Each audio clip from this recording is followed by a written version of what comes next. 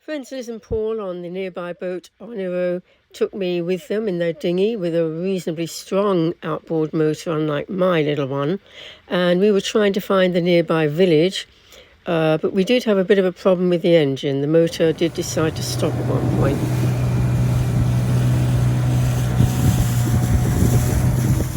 And despite all Paul's efforts to get the motor going again, we ended up having to row back to the boat. We did get there in the end. Fortunately, that happened fairly close to where the boats were anchored.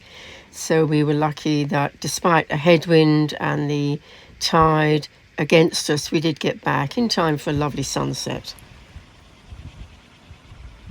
And here's Onero, not too far from where Narida is anchored. Well, this is my workshop. I'm writing, I'm working at the computer, sitting out on deck here, and I have this place all to myself. Wonderful. Looking very, very nice. And with the weather being a bit improved now, it should be very pleasant for the next day or so. The weather has been quite a surprise. We've had quite bad weather over the last few days.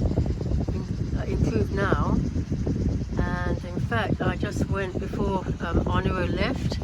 I went to pick up my anchor just to make sure that it wasn't wrapped around a coral head, which it was actually partly a little bit, but eventually my anchor did come up without too much difficulty, which was a pleasant surprise. Anyway, so they've now left, so I've no longer anyone else in the anchorage here with me. And just a matter of enjoying it, enjoying the solitude and enjoying the scene. What a wonderful workshop this is. I'm working away here in the cockpit and I'm looking out over this wonderful atoll. When the sun comes out, the water takes on this amazing turquoise hue. Absolutely gorgeous. And I just came over because I heard a splashing, and clearly there was something being chased here. We do have the black-tipped reef shark around, and there must be others, and plenty of big fish. Whenever I throw coffee grounds or anything organic overboard, instantly I have company. The fish are there in a flash. So let's see what happens when I throw my, and now they come. Wow, big fish come.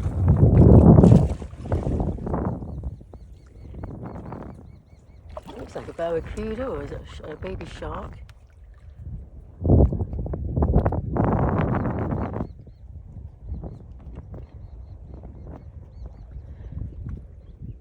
They always come immediately. They're obviously under the boat.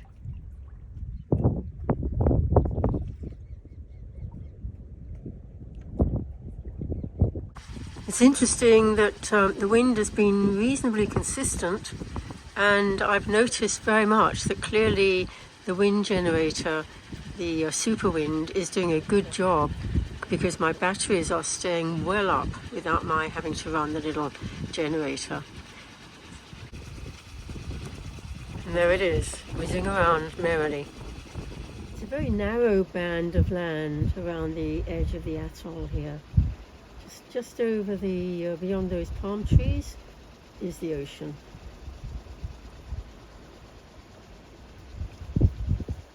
So I've just discovered another pamplemousse, so I'm going to celebrate the weekend, half today and half tomorrow. Beautiful, very, very tasty. And then we'll go for a dip. We'll go for a little snorkel, see what we can see under the boat. And that will end up as a boat cleaning job, I'm sure. It always does. I keep hearing the noise of a fish jumping up to the surface. Something being chased down there. Yep, look at that. And another slow look around the anchorage here with that lovely beach as a contrast to the sky and the sea. Absolutely beautiful.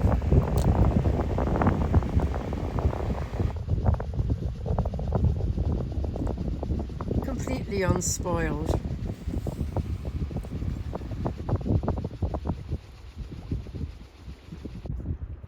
We're looking over actually a gap in the islands that form around the edge of the atoll, over to the pass coming in beyond there. And we can actually in the distance see the ocean outside the atoll.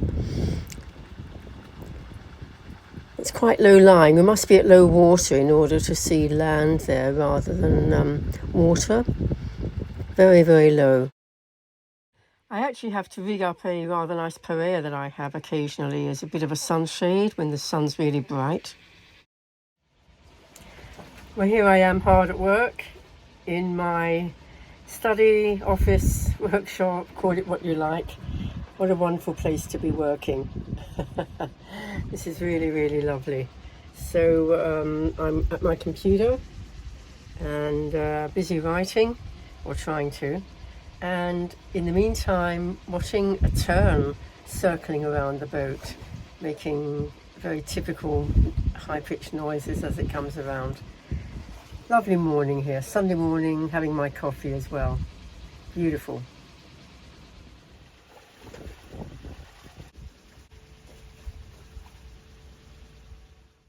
I'm pretty sure this is a tern, and the high-pitched noise they make is pretty distinctive as well. Well, I just double-checked my the bird book that I was given by a kind cruiser back in La Cruz, and these are definitely terns. Definitely terns. That deeply forked tail is very, very distinctive and a good identification feature.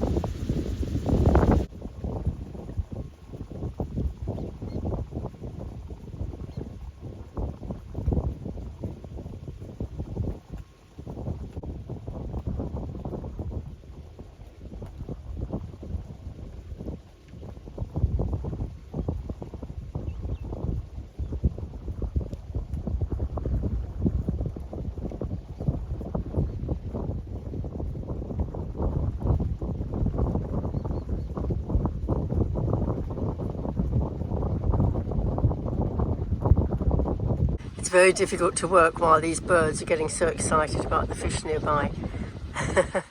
There are quite a few of them, but no more than a dozen, I would say. White underneath, pale grey on top, darker grey at the wingtips, definitely looking like terns to my eye. Very white underneath. Oh, there's a different one there. He's looking a lot darker than the others. Yeah, definitely two different kinds of birds here. There's a dark one. He looks almost black everywhere, with a bit of light colour on his head. Can't quite see. I wonder whether he's a noddy. Quite distinct from the very pale coloured the other birds that I've been seeing making those high-pitched calls. Well, the wind has got up as expected, and we've swung right around.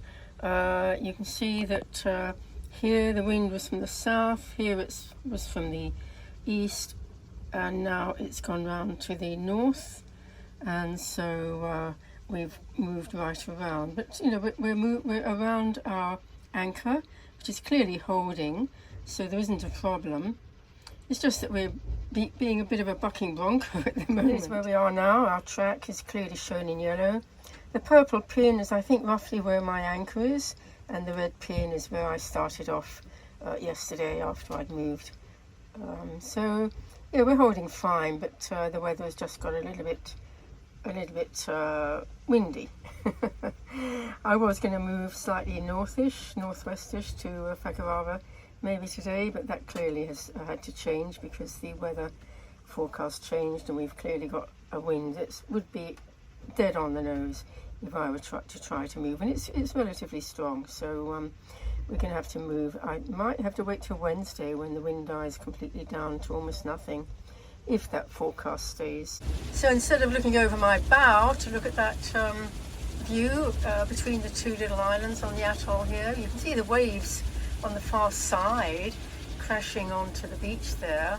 Probably quite a big swell now.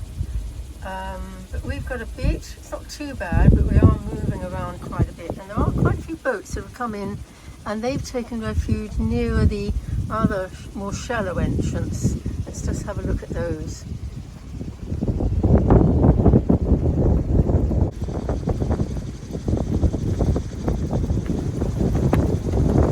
So instead of looking over my bow to look at that view between the two little islands on the atoll here, you can see the waves on the far side crashing onto the beach there.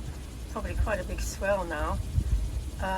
But we've got a bit, it's not too bad, but we are moving around quite a bit. And there are quite a few boats that have come in and they've taken refuge nearer the other more shallow entrance. Let's just have a look at those.